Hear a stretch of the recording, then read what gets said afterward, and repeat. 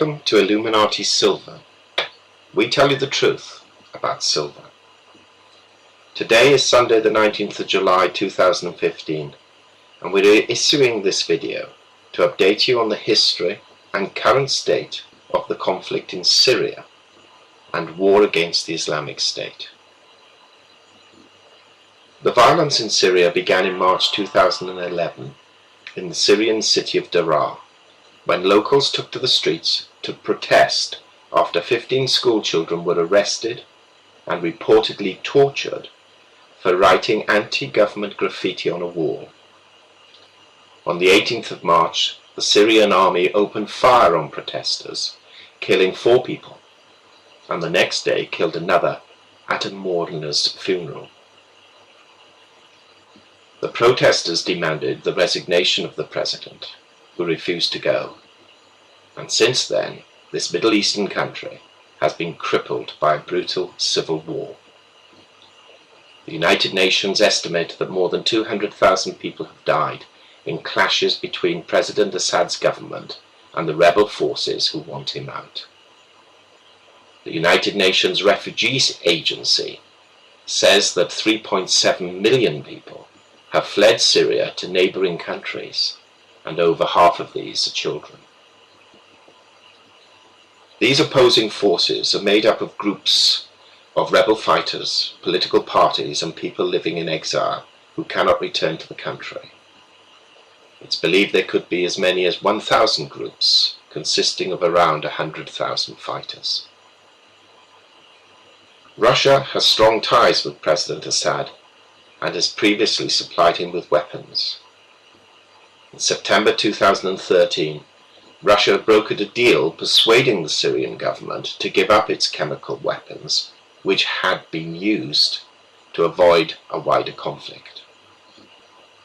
However, to date, there is a stalemate between the two sides.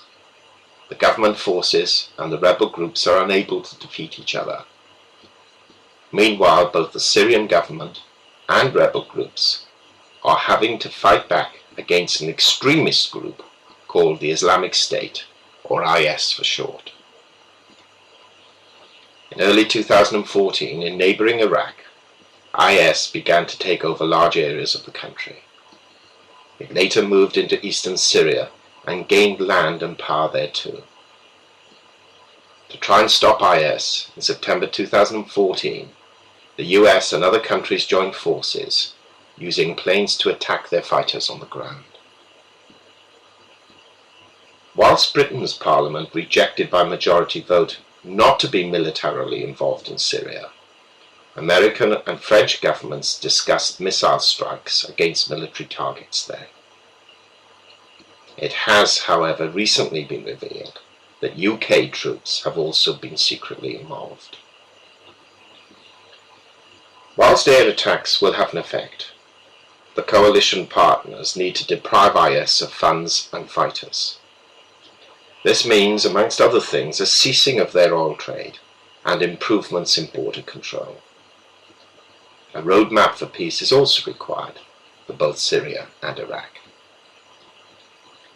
This morning, UK Prime Minister David Cameron said on US TV network NBC that he wanted the UK to do more in helping the US to destroy the caliphate set up by Islamic State militants in Syria and Iraq.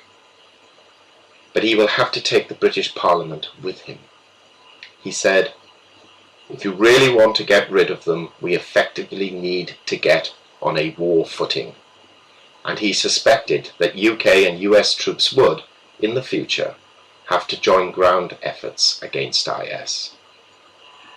Tomorrow, Mr. Cameron will give a speech setting out the UK government's future strategy to combat radicalisation and extremism.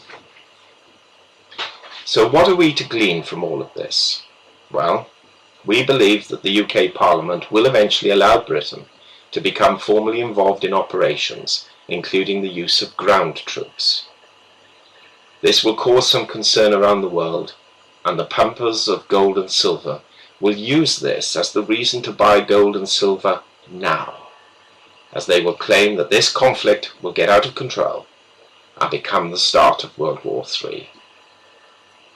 We believe that although the battles will be prolonged, it will not go nuclear and will be another distracting influence on the world stage. So should you be concerned? No. Should you be interested? Yes. The effects on the price of gold and silver will be slightly positive, but we believe will not prevent its downward trend over the coming months. We hope you have found this video helpful and informative, and would appreciate it if you would give us a thumb up or down, comment, and if you haven't already done so, please subscribe. Disclaimer: Silver Illuminati owners come from the background of banking, international wealth management and economics. Having now retired from these worlds, we are not qualified to give investment advice. Therefore, this and other productions must not be deemed to be giving such advice, and merely represent the personal views of its owners.